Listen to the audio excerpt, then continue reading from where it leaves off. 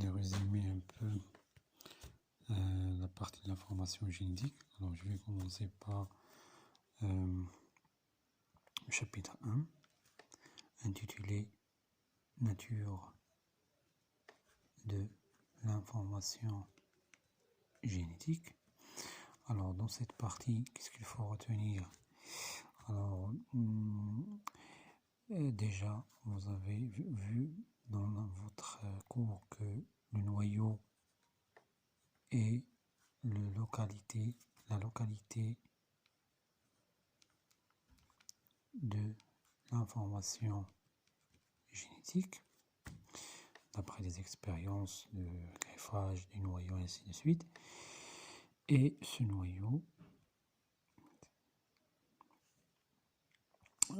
qui constitue l'endroit de l'information génétique, vous avez vu qu'il connaît des changements lors d'un cycle cellulaire. Ça veut dire un cycle cellulaire. Alors un cycle cellulaire, c'est la durée de vie d'une cellule qui est composée de deux phases. Phase de ce qu'on appelle l'interphase et la phase de division, ce qu'on appelle, dans notre partie, c'est la mitose. Alors pour l'interphase, vous avez vu qu'il est composé de trois phases, G1, S et G2, et la mitose est composée de quatre phases, prophase, métaphase, anaphase et télophase. Alors durant ce cycle cellulaire, alors vous avez vu que le noyau connaît des changements au cours de ces phases. Alors, et au cours de cette division et aussi de l'interphase, grâce à ces phases et ou bien ce qui arrive dans ces phases, on a ce qu'on appelle deux choses, c'est-à-dire transmission d'informations génétiques plus conservation.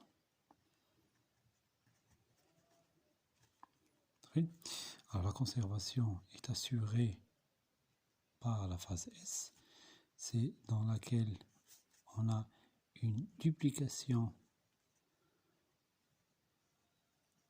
de l'information génétique afin de diviser cette information génétique dupliquée pendant la mitose d'une manière égale, c'est-à-dire qu'on va voir deux cellules après, deux cellules filles qui ont la même information génétique.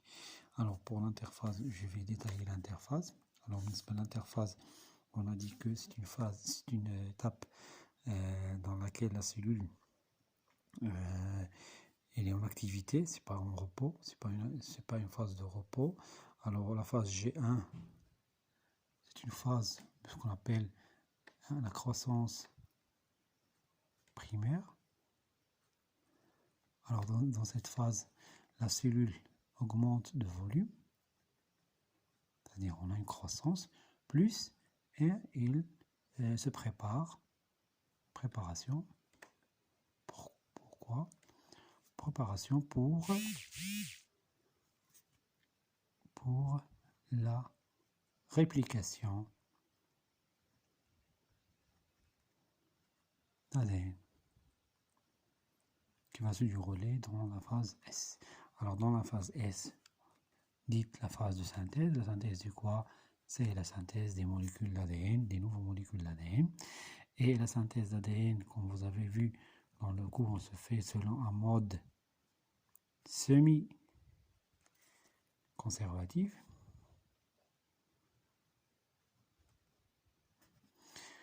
Ouais. Alors, comment se déroule cette synthèse? Alors, la molécule d'ADN, comme vous avez vu dans le cours, c'est une molécule double hélice. Alors, qu'est-ce qui arrive? 1 et 2. Alors, qu'est-ce qui arrive pendant cette réplication? Alors, la séparation des deux hélices, comme ça. Et chaque hélice, ou bien chaque brin, elle va constituer un support pour synthétiser un nouveau brin. Et j'obtiens à la fin 2 molécules d'ADN, comme ça. Chaque molécule est constituée de 2 types de brins. Un ancien brin et un nouveau brin, un prime. Et la deuxième molécule, comme ça, TIA, composé de nouveaux brins et un ancien brin de prime. Ça y est. Alors j'obtiens 2 molécules d'ADN identiques. Ces molécules vont constituer, chaque molécule va constituer un chromatide. Ici, un chromatide.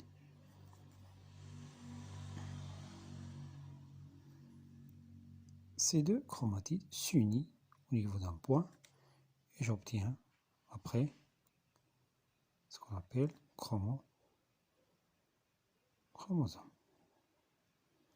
Ça y est.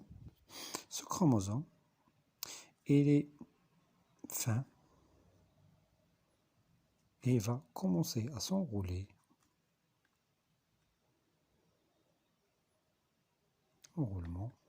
Cet enroulement va augmenter l'épaisseur de ces 2 chromatides, c'est-à-dire qu'on a dans ce cas les 2 filaments, ou bien les 2 chromatides sont en état déroulé. Alors lorsqu'ils sont en état déroulé, le noyau apparaît dans la cellule comme une tache, comme ça. Et on dit que la cellule est composée de ce qu'on appelle de chromatine.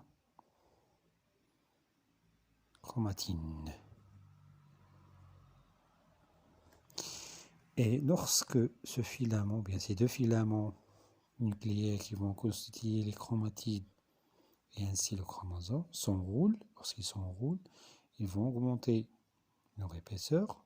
L'épaisseur va augmenter par l'enroulement. On a 2 degrés d'enroulement. Et cet enroulement va assurer la visibilité de ces filaments. Et on va dire que le noyau, au niveau de ce noyau, apparaît des structures qu'on a appelées chromosomes. Conclusion, chromatine, chromosome, c'est que le nom de l'état de filaments nucléaires.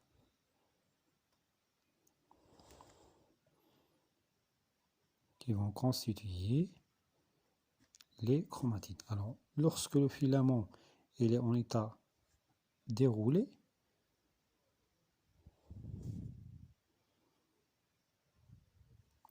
on va voir chromatine. Lorsqu'il est en état enroulé, on va voir chromosome. Ça y est. Alors, ça, c'est ce qui va y arriver pendant l'interface. Alors, lorsqu'on va terminer l'interface, on va passer à la deuxième phase de la vie cellulaire, étudiée dans cette partie, c'est la mitose. Alors, la mitose, il faut bien maîtriser les phases afin de bien savoir déterminer les phases qu'on va donner les schémas. Alors, brièvement, on a prophase, métaphase, anaphase et télophase. Alors, qu'est-ce qui arrive? Bien, ce qui sont les caractéristiques de chaque phase. Alors, pendant la prophase, la cellule se caractérise au niveau du noyau par des modifications. Premièrement, on a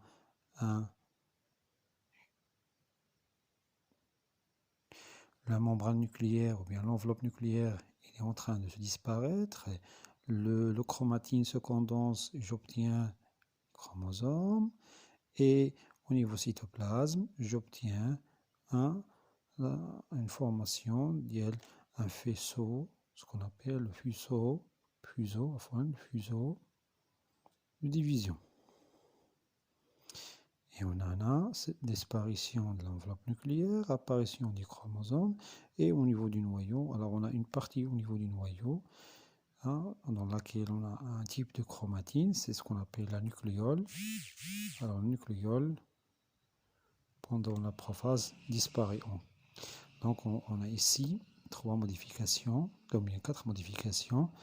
Disparition de l'enveloppe nucléaire, apparition de chromosomes. Alors cette apparition est due par l'enroulement, bien la condensation de chromatine, apparition de chromosomes. Alors pendant l'interphase, lorsque les chromosomes se libèrent du noyau, qu'est-ce qui va y arriver? Alors les chromosomes s'attachent au niveau des faisceaux, bien des fibres de fuseau chromatique. L'attachement se fait d'une manière aléatoire, comme ça. Qu'est-ce qui arrive après? Alors les fibres de fuseau chromatique se contractent et se relâchent, et le chromosome il apparaît pendant l'observation microscopique comme des chromosomes qui se bougent. Alors, le mouvement de ce chromosome est dû à des contractions et relâchement des fibres, ce qui fait que à la fin, les chromosomes vont être alignés dans le plan équatorial de la cellule. Et on va parler de la deuxième étape, c'est la métaphase. Et je parle de métaphase dans laquelle les chromosomes sont alignés à le plan équatorial. Alors cette phase elle est très courte par rapport à la prophase. La prophase c'est la plus longue phase la mitose. Alors qu'est-ce qui arrive à la phase? Les deux. Alors on a dit que chaque chromosome il est composé de ce qu'on appelle deux chromatides. Alors il y a ici un chromatide et on a ici un chromatide. Alors qu'est-ce qui va y arriver? Les deux chromatides se séparent comme ça. Je vais tracer la cellule Lendi comme exemple. Je trace les chromatide sous forme de V en traçant le point de V vers l'épaule. Et j'obtiens ce qu'on appelle l'anaphase, dans laquelle on a séparation des chromatides de chaque chromosome. Alors on a ici un chromosome à deux chromatides. Dans ce cas, on a la séparation des chromatides de ce chromosome. Ça fait l'anaphase, c'est une phase de séparation, bien ségrégation des chromatides. Cette séparation se fait par clivage du centromère. Alors on a dit que chromosome, comme ça. Alors je vais, celui-là que j'ai coloré ici, c'est un chromatide, et l'autre que je laisse sans coloration, c'est un autre chromatide. Qu'est-ce qui va y arriver pendant l'anaphase? On va avoir une séparation longitudinale des centromères et on va voir la séparation des chromatides. Les deux chromatides s'attachent au niveau d'un point qu'on appelle le centromère.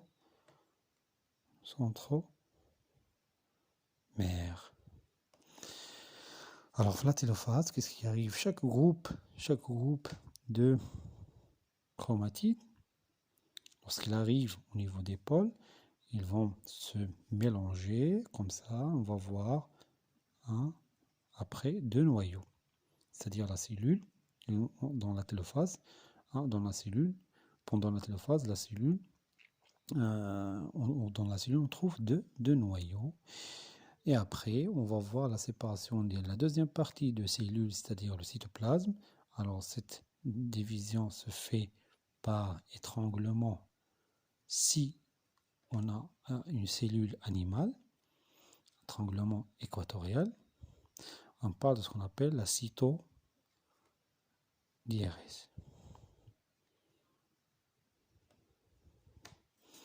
Cytodiérèse, c'est la division de cytoplasme.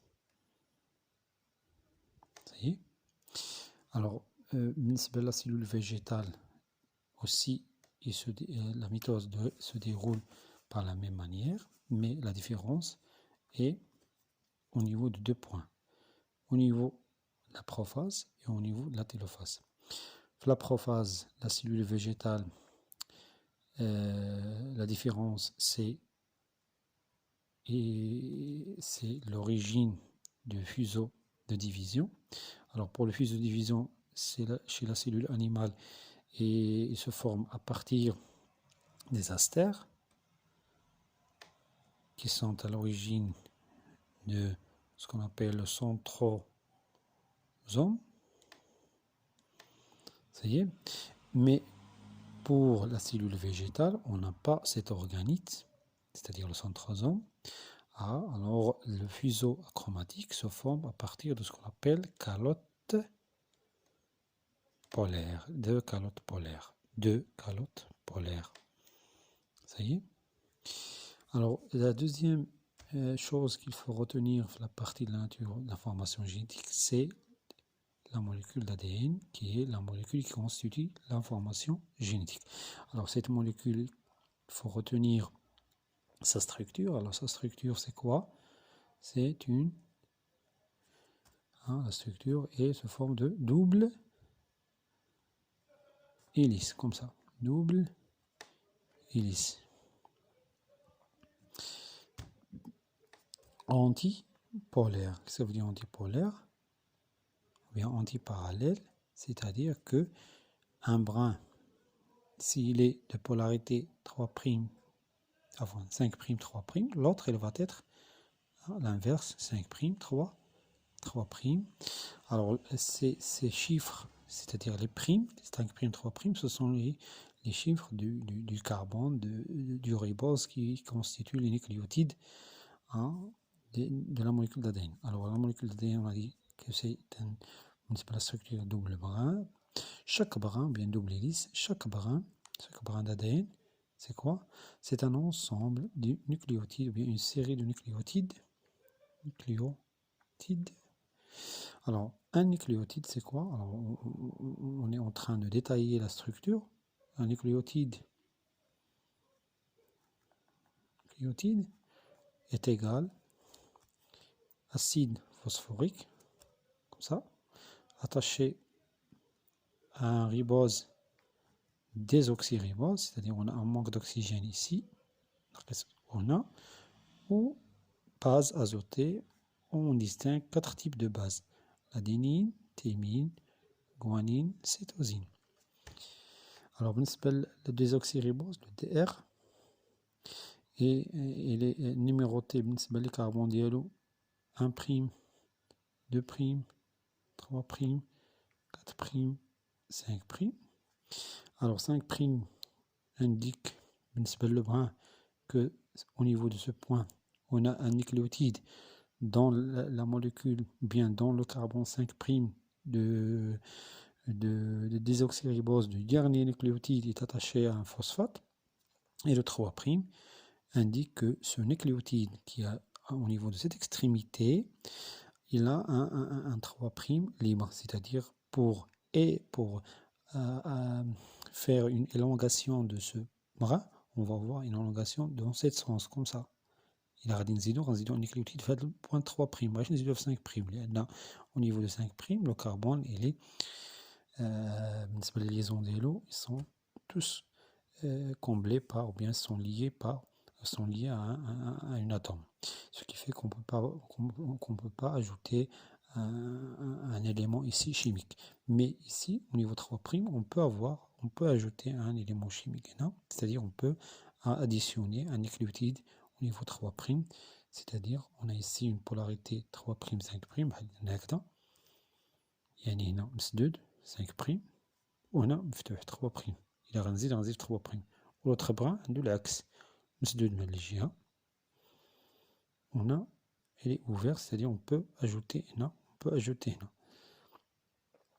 Alors pour la réplication d'ADN, on a un problème la réplication d'ADN.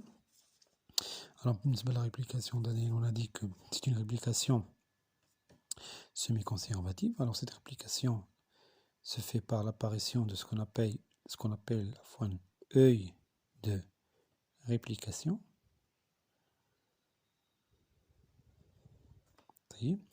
Alors, dans les yeux de réplication interviennent des enzymes, alors qu'il y a des enzymes accessoires qui vont aider l'enzyme principale responsable de la réplication, l'ADN polymérase.